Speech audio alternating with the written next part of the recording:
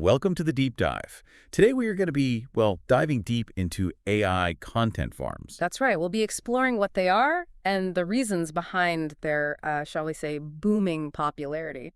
And we definitely have to get into the potential consequences too, Hmm. especially because you've shared some insightful thoughts about your own experiences with AI, and I'm really interested in unpacking those with you. Absolutely. I think it's a topic many people are grappling with right now. How do we navigate this new terrain where AI is becoming so integral to content creation? For sure. So just to make sure everyone's on the same page, let's start with the basics. When we say AI content farm, what exactly are we talking about? Picture this. A website, maybe one about gardening, just flooded with articles. And I mean, like an overwhelming number of articles on every possible gardening topic you could imagine. But here's the catch. They're not written by humans who love digging in the dirt. It's all AI, churning out content based on algorithms. So like instead of finding articles from seasoned gardeners sharing their wisdom, it's like a robot that's read every gardening book ever and is now trying to sound like an expert. Exactly. And that's where things get a bit, well, concerning. Because the goal of these content farms isn't really to provide valuable information or connect with an audience. It's about gaming the system, churning out as much content as possible to attract clicks and generate ad revenue. It's like that analogy you mentioned about the grocery store, right? Exactly. It's like filling the shelves with digital junk food. It might look appealing at first glance, but it lacks real substance. So we're essentially talking about quantity over quality. Precisely. And the motivation behind it boils down to maximizing profit while minimizing effort. The creators of these farms are really exploiting the accessibility of AI for, well, financial gain. It's like, why spend hours crafting a well-researched blog post when you can get a bot to crank out dozens in the same amount of time, right? Right. And that's where the danger lies. Because if we're not careful, our digital world becomes saturated with this generic AI-generated content that lacks that human touch. And then what happens? People start losing trust in what they see online. Exactly. It's like trying to find a nutritious meal in a sea of fast food. It's possible, but it becomes much harder to discern what's genuinely valuable. And it's not just about trusting the information, is it? It's about that feeling of connection we get when we engage with something authentically human, something made with passion, with a point of view. Right, and that's something those AI content farms just can't replicate, no matter how sophisticated the algorithms become. They lack that heart and soul.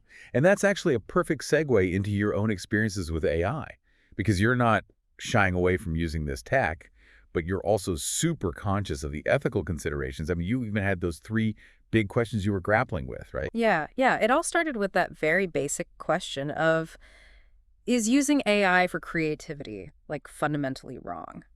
It felt like I was stepping across some kind of line, you know?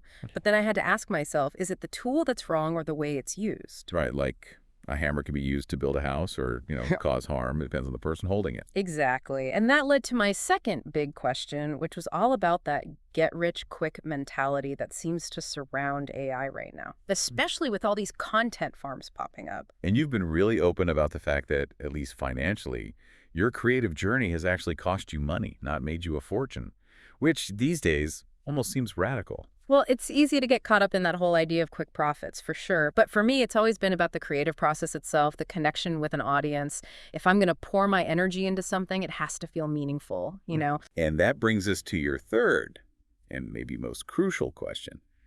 Am I harming others with my use of AI? Because you acknowledge the downsides, the noise it can create, the increased competition, but you ultimately decided, no, you weren't harming others.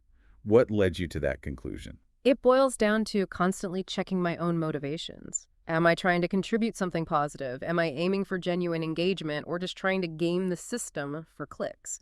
And if the answer to those questions feels right, then maybe, just maybe, AI can be a force for good. It's like that classic line, with great power comes great responsibility. You're using this powerful tool, but with intention, with a focus on your values. And that's the bigger conversation we need to be having, don't you think? How do we ensure AI is enriching our online world instead of just adding to the noise? It's not about being anti-AI, but about using it thoughtfully. It's easier said than done, right? Yeah. Especially when you've got these content farms exploiting the system purely for profit, like they're playing a whole different game. Oh, they definitely are. Their game is all about volume, churning out content like it's coming off an assembly line. But for creators who value authenticity, our game has to be different. It has to be about quality and connection. contributing something meaningful, you know? Yeah, it's like being the antidote to the digital junk food, offering something nourishing and real in a sea of empty calories. That's like we're standing at a fork in the road, isn't it? One path leads us down this mass-produced content rabbit hole, and the other path is more about using AI to, I don't know, enhance our creativity. To make something real, something human, and it feels like a choice we're all making every day. With every click, yeah, with every share. So how do we make sure we're choosing the right path? How do we make sure AI is being used for good in all of this? I don't think there's like one big answer, it's not like there's a switch we can just flip, but I do think it starts with awareness, like remembering to ask those tough questions you're talking about. Being mindful, both Mm. as creators and as consumers.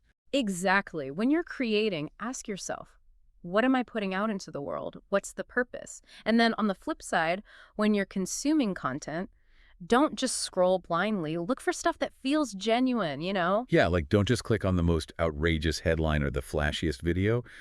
Look for something that speaks to you, something that feels authentic. It's about remembering that our attention is valuable. Every click is like casting a vote. Are we supporting the content farms or the creators who are trying to do something different? Something more. Exactly, something more. It's about quality over quantity, right? 100%. And it's about choosing to connect with real human experiences, even in this increasingly digital world. And I think, at the end of the day, this isn't about man versus machine or anything like that. It's about figuring out how to use this technology in a way that, I don't know, that makes us more human, not less. And you're a perfect example of that. You're not letting the AI speak for you. You're using it as a tool to enhance your own voice, your own unique perspective. It's about finding that balance, right, between what the tech can do and what we as humans bring to the table. And that's something worth striving for, wouldn't you say? Absolutely. So as we wrap up this deep dive, let's all try to, I don't know, be more intentional about how we interact with this stuff, whether we're creating content or just consuming it. Because at the end of the day, it's not about the algorithms. It's about connecting with each other, sharing our stories, building a better digital world together. Yeah. One click, one authentic interaction at a time. Couldn't have said it better myself. That's all the time we have for today. Until next time, keep asking the tough questions and keep creating.